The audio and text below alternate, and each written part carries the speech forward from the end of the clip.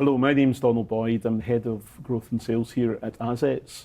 Today I'm joined by many of our tax experts throughout the business to discuss the upcoming budget. The upcoming budget is one of the hottest anticipated budgets probably since the Lawson era of the 90s. So without further ado, I'm going to pass over to Tina, who is one of our personal tax experts. So in terms of personal tax, Tina, we've got the context of no rises to income tax or anything like that, but there's all sorts of rumours about capital gains tax and inheritance tax. If we take capital gains tax, for instance, what's your thoughts on where that's going? I think that's the kind of the banker in terms of if you ask anybody today what they think is going to happen in the budget, it's going to be a change to the capital gains tax rates, and it's not going to be for the better. It is going to, the thought is, it's going to rise, and the question is, if it does rise, how far does it rise? Will it be risen in line with income tax rates, or will we see a slight increase, or somewhere in between the two? But everybody's banker is probably, or bet is probably on a rise, and possibly a significant rise to CGT. Yeah. And not only just the rates, there could be other things that change. We could see changes to the reliefs that are available for capital gains tax. Will, the reliefs on gifting assets remain? And in terms of estates, when an asset is involved in somebody's estate, then there's inheritance tax generally payable. But for spouses receiving assets, they will receive an uplift in the base cost. And effectively, they've not paid any inheritance tax and they've not paid any capital gains tax, and they have this uplift in base cost. Yeah. And could there be a change to that kind of scenario, or other assets that receive IHT reliefs, and the individual, the beneficiary of that asset, at the same time receives a capital gains tax uplift in the base cost? Okay. So it's a highly complicated area of tax, obviously. I mean, I'm not a tax professional to trade, I'm an auditor, so even as you're speaking there, it's highly complicated, so what do you suggest that if you've got a business or assets just now, is there anything that you should be looking at or doing from a CGT or inheritance tax point of view? It's very difficult. We just don't know what the budget is going to bring. So providing advice and saying this is definitely going to happen, we just can't do it.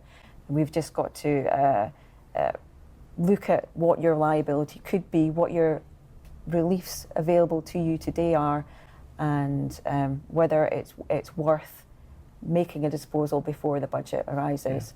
Yeah. I know there's lots of businesses that are already going through sales, pushing those forwards, or liquidations and distributions out of a liquidation, pushing the date forwards to try and make sure that what's potentially a lower rate of tax currently is banked.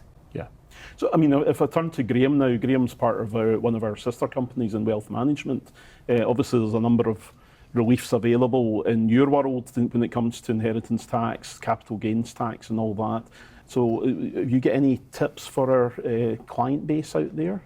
I think it's thinking about the probabilities. I mean, we're in a world where capital gains tax is likely to be worse than it is right now, and we have to take that context of if you have gains and you have tax to pay, is it worth thinking about the overall impact for you? Is that a pill that I want to swallow now while I know what's happening, or do I want to wait a couple of weeks and see what's going to be worse? We're in a world where it's more than likely going to be worse than it is, and certainly from our world where it's a lot of investments and things are quite liquid, we definitely want to be thinking about is it a time to do something now and take a little bit of pain now, because the advantage as well from a wealth management perspective is it allows us to restructure as well. So can we move assets from somewhere that we maybe haven't been touching because of capital gains tax that's not been favourable, and use that as a trigger to put it somewhere where we're in a much better position in the future. So certainly in capital gains tax, that's something that's very, very important. And with inheritance tax changes, if there's anything that's going to come up in it, that's probably going to be something that's more reactive, because anything to do with IHT is much slower. It's not a fast tax, it's not a quick earner, and anything that you do takes a long time. So the nice thing on IHT is we probably got more time to think about that, but CGT is definitely something we want to be thinking about. So obviously Tina and Graeme have talked quite a bit about inheritance tax and capital gains tax. The the thing that's on a lot of our clients' minds just now, is it higher? Is it lower? I mean, there's all sorts of different rates. So, Graeme, from your point of view, do you see it? It's obviously not going to be better, but is it? What kind of rate are we talking about currently versus what it could be? I think we have to work in a world where we're assuming it's going to be higher than it is right now. If you look at government finances, there is a need to raise revenue because of the Labour government's policy on not changing certain taxes. They've effectively told us capital gains tax is going to be the area they'll look at. So it's fairly simple mathematics, really, isn't it? If they've got to raise some money and they've told them they can't raise it from these three areas, we look at the fourth one and go, well, that's definitely going to be higher. And I think that's a fair assumption. The question is how much higher, but higher definitely was going to be the So Tina, from your point of view, how much, if you're selling a business, do you pay in capital gains tax, and where could that actually go to if it's going to be much higher? Well, if you qualify for business asset disposal relief, the first £1 million of gain would be taxable at 10%. If you don't qualify, then generally capital gains tax on shares and assets, non-residential property assets, are taxable at 10% for basic taxpayers and 20% for higher rate taxpayers and additional rate taxpayers. Slightly higher rates for residential properties. So we could see an alignment with income tax rates. If you're a higher rate taxpayer, your gain is taxed at the same rate. What you have to remember is, will there be any sort of give in respect of long-term gains? There is obviously inflationary nature in those gains, and will anything be brought into the system to assist if rates do go up that high? Yeah, and also the impact on entrepreneurship, because Indeed. We could see tweaks to the lifetime allowance. Historically, it's been very high. Will it be reduced somewhat, or will it be left as it is, but just anything in excess of that could potentially be at a higher rate of tax than currently? Yeah. So moving away from capital tax, is obviously pension is the big headliner. It's a bit emotive because we all have pensions. It's not just business owners per se. Graeme, you're an expert in pensions, so again, a highly complicated area even as we stand. Is there any insight you can give us in where the legislation could go in terms of reliefs? It's a very interesting position because we've gone through quite a lot of pension changes that have somewhat gone under the radar over the last 12 months, because what we've done with pensions is that we've moved from an area where it's been focused a lot to capital now to actually the income and the drawdown that's coming out from it. So last year we capped pensions, have moved from a 25% tax-free to now a set amount of 268,275. So we're in a world where what we call fiscal drag is going to start to take effect because more and more of a pension's becoming taxable. What we think the extension of that might be is that they might start looking at higher rate tax relief, because that's quite a controversial area of tax planning from the Treasury's perspective, in that they feel that it's quite an expensive thing to provide. So if you're a basic rate taxpayer, you'll get your 20% relief, but as a higher rate taxpayer, if you're paying into a normal relief at source pension, you'll get an extra 20% back through your tax return. And that feels like a very easy way to try and cull some tax relief and get some more revenue back in the Treasury by not having to pay that. So that seems like a very easy first hit. The second one that might be interesting is that we've disposed of the lifetime allowance with pensions. So there's now theoretically no upper limit, but there's an interesting interplay between pensions and inheritance tax, because at the moment we've effectively got an inheritance tax-free asset that we can put as much money as we want into, and if we don't take anything out from it, there's no tax to pay. It's unlikely that that will remain in the long term in that situation, so it might be that we find some level of inheritance tax treatment in the pensions. Where it's very difficult for the government is that, particularly with civil service and NHS pensions, it's not as easy just to put a set limit on it. So some of the discussions I've heard might be that they go to a kind of a higher level of, maybe 2.5 million, so that there's enough money to pay for somebody's retirement, but that we don't use pensions as an avoidance mechanism for IHT. So it's very interesting right now because we've got this play between capital and income. Yeah. Moving on from pensions, and again, it's the headline grabber. It's the ones the red tops and some of the tabloids love to talk about, and it's our good old non-doms. It's never out the press, and there's a constant review of the non-dom situation. Some people call it loophole, other people say it's legitimate reliefs. So Where do you think that's going to go in terms of the non-dom situation in the UK, where there's a lot of wealth generators, Indeed, within that cohort? I think that the policy paper that came out from the Labour government earlier in the year was very, very aggressive towards what they planned to implement. But recent murmurings that they might not go as far as was initially kind of thought. So the previous government implemented changes where we're moving away from a domicile-based system to a residence-based system. We are now going to be looking at, from April 2025, individuals who have been resident for more than 4 years in the UK being liable to income tax and capital gains tax on their worldwide income and gains, which is significantly different to the current regime we are in, where domiciled individuals can choose to elect for the remittance basis for up to 15 years of residency in the UK and not tax their foreign income and gains unless it's remitted to the UK, albeit there are charges along the way for using the scheme, but significant changes implemented. And the Labour government went a little bit further to say that there will be changes to the inheritance tax position as well. Currently, inheritance tax is again based on a domicile position. If you are a non-UK domiciled individual, you are only liable to UK inheritance tax on your UK citrus assets. And we are hearing that this is likely to change, or that was the policy paper, that they would like to implement a system where it's a residence-based system. If you've been resident in the country for 10 years, then you're going to be liable to inheritance tax on worldwide assets, not just your UK citrus assets. So that's obviously been quite a lot of talk in the press about non-domiciled individuals, looking for other jurisdictions to move to, and what would the loss to the economy be from So is it time to sell up in Surrey and drop anchor in Monaco, really? People have been thinking, well, I'm sure some dom-doms have already left. There are plans in place.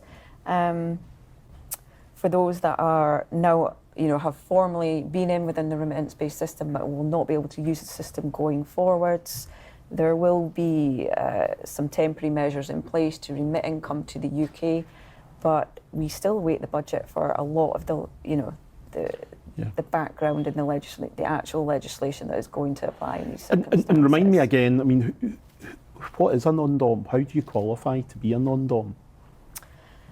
So essentially, there's 3 ways. You will acquire a domicile of origin on birth, which tends to be your father's domicile, and that stays with you.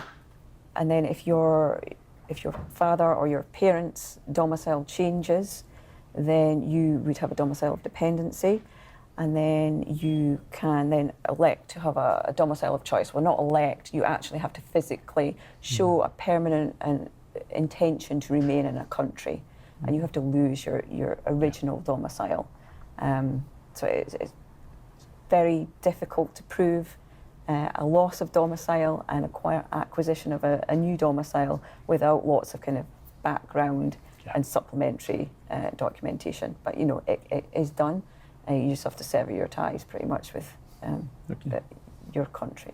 Yeah, so it's a very complicated area, and as usual, speak to your expert here at Azets, because it's a well-trodden path for us, in advising people in these cross-border situations, which can be very complicated. But big thing of late with pensions has been salary sacrifice, and there's been significant benefits both to the employer and the employee on that front. With impending changes to pensions and the complexities, there's a headline amount about personal contributions, but how do you think it's going to impact on businesses for a salary sacrifice scheme in pensions? I think the answer to that, Donald, is that right now we don't really know because of what's happening with the budget. Would be wonderful if we could get a crystal ball that would tell us exactly what the future looks like. I think what we know, and sometimes the terminology in thinking about it, what we're saying to clients now is think about it as salary exchange. What you're doing is you're getting to give up some of the salary that you're getting to save on a tax bill. So the benefit for most employees and businesses is it's paying for their retirement, and for a business it's cutting their corporation tax bill. Now, from the government's perspective, that's encouraging people to retire, to put money into pensions. Yes, there's a little bit of a loss in corporation tax bill that's coming in, but the offset is that you get more money into pensions, which means the state's less liable for retirement. So you'd have to say it's probably unlikely that would be an area that would go off, because unlike personal tax relief, which is an actual bill to the Treasury, this isn't money that's lost, it's money that doesn't come in. And even just the way that the Treasury tends to think about it might be a little bit more favourable. So we would hope to see that, pension salary exchange continues, because it's a massive benefit to both employees and employers because of the tax and the national insurance saving. Yeah, and Tina, this is extremely complicated, and someone that looks after many actual personal tax returns, and how do we police all this in terms of what's going into pensions and what could be potentially chargeable that's been overpaid, etc. That's it's just basically area. Building up a history of contributions, employee contributions, employer contributions, and personal contributions, and making sure our records are full and up to date, and we've got all the backup evidence, and we've analysed it on an annual basis. Quite often before we get to the year end, we'll have a look and see what availability there is to potentially put a little bit more into your pension, use your annual allowance. If there's any carry forward from earlier years, can we utilise that before it's lost? You can obviously see, for us accountants, this is probably one of the biggest anticipated budgets for a while. There's an awful lot to it, extremely complicated. Our phones have been ringing off the hook in terms of fears and worries about what's coming up. And I guess we don't have the crystal ball, but I think the key is listen out and engage with your professional advisors here at Azets, because we will very quickly be spinning up what we should be doing next and what we can do to help you within your tax planning for the future. So Tina and Graeme, thanks very much. Your insight has been invaluable here today, and I think it's a great example of the deep expertise that we've got here in Azets. So thank you all for watching this today. You can see this has been the most hotly anticipated budget, probably in my 30 years in the profession. So watch this space on the 30th of October. Be sure to be looking out on our socials, etc., in terms of what's actually happening and what you can and can't do from a future planning point of view. And as ever, reach out to your local Azets expert. We're here to help. We're here to help you for the future in terms of getting your planning right, because certainly there's been a lot of uncertainty in this complexity, and having the right professional advice around you will help you navigate the situation we face.